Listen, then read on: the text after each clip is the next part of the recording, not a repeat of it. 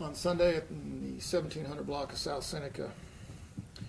As you all know, shortly after 6 o'clock on Sunday night, officers were dispatched to an unknown EMS call at 1701 South Seneca. Upon their arrival, they located a female in a dumpster behind the business at that location. During the investigation, early on Sunday night, we were unable to identify the female due to the fact that she had no ID or anything on her. Early yesterday morning, during the autopsy, we were able to identify the victim. Shortly after that, investigators and officers responded to her address in the 1100 block of West Dayton. Upon arrival, we talked to several neighbors, learned that she lived there with her husband and a child.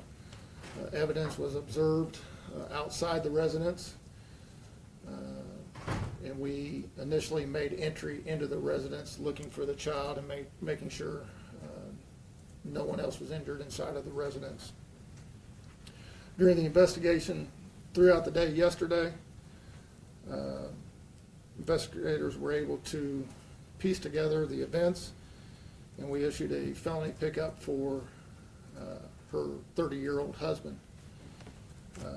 Early on, we put out a bolo in an attempt to locate for him and the vehicle that belongs to her, and trying to locate them. Lab investigators worked throughout the night till very early this morning, processing the house. I think they ended around 4 or 5 o'clock this morning. At approximately 09:20 hours this morning, the suspect and the vehicle were located in Davenport, Iowa, and were taken into custody by state troopers and the Davenport, Iowa Police Department. We are working with them right now on future plans. We will probably be traveling to Davenport either today or early tomorrow. We are presenting this case to the district attorney's office either late this morning or early this afternoon. Any questions? Can you give us any idea on how you were able to make an identification? We had to identify her off fingerprints. Was the child with the suspect? No, he was not. The child was located late yesterday morning at another relative's house. Do we know, like, what happened between both of them? Was there a history of maybe domestic violence, or? There is a history of domestic violence. We do not know what led to this. We don't know what led to the homicide at that point in time. No. Do you know how the child made it to the relative's house? Yes, the husband took him over there. How old is the child? I believe he's 7. Will you be identifying the woman publicly yet? Thought we had the ID already on her. She is a 37-year-old female. Name is Leah, L-E-U-H. Last name is Moore, M-O-O-R-E. Yesterday, speaking to relatives, he had mentioned, aside from everything he did to Leah, there were also some injuries to some pets she had. Is there any information on that available? There were 2 dogs that were injured inside the residence. We believe the dogs were stabbed. They were taken to an emergency bed last night. I have not heard what their injuries exactly were. We're waiting to hear that this morning. What kind of dogs were they? They were pit bulls. Do you know how he was located in Iowa? You said that there was an attempt to locate his shoes, but that's not a nationwide thing, is it? We listed the vehicle as a stolen vehicle. A trooper was checking hotels this morning, found the vehicle in a hotel parking lot, and then he was located in the hotel. Are you going to release his name? Not at this time. Do you happen to know what day she might have been killed? She was killed early on Sunday morning, and the body was dumped early Sunday morning, but wasn't discovered till Sunday evening. Do you believe that the child was in the house at the time that this took place? Yes, it was. Do you know why a customer was looking in the dumpster and found the body there? It wasn't actually a customer. It was a homeless individual that was dumpster diving, located the body. Then he actually contacted another individual, told him about it, and that individual was the one that told the liquor store about the body in the dumpster. All right, anything else? Thank you. All right. Appreciate that. Again, the homicide case number 18C 22121. 18C 22121. Good job by our investigators in diligently working this case and making an arrest.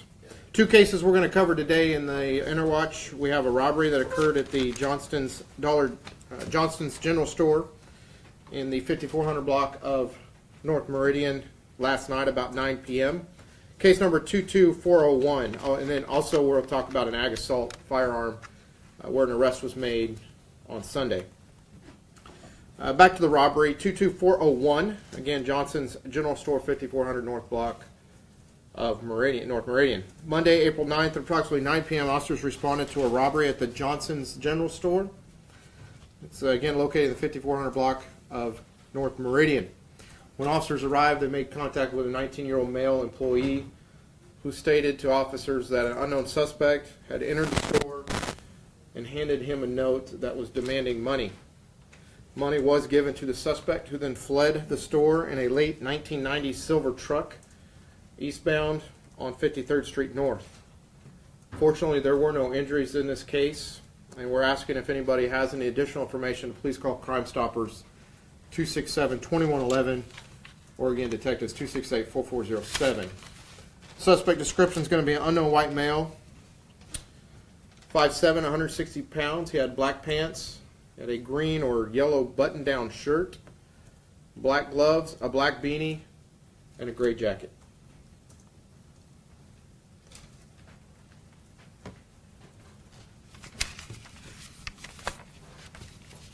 Next case, an ag assault firearm case with an arrest. This occurred Sunday in the Dillon's parking lot in the 8800 block of West 13th.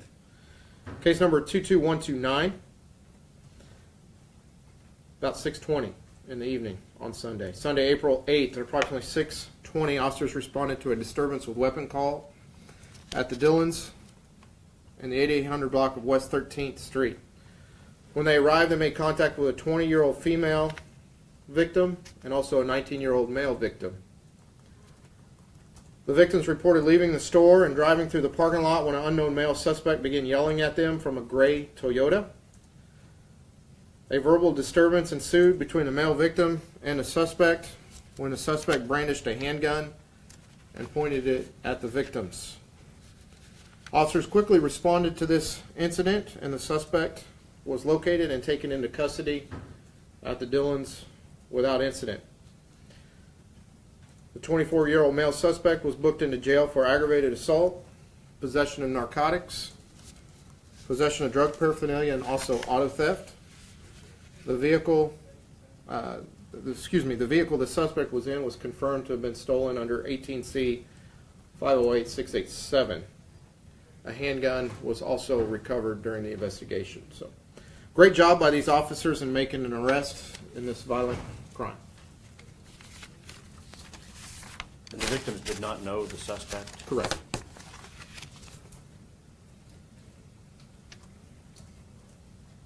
Any other questions? Okay. Our investigation into missing Lucas Hernandez is still active. If you have any information or you know of any information to share with us, please continue to call Crime Stoppers 267-2111. All right. Have a great Tuesday and stay safe.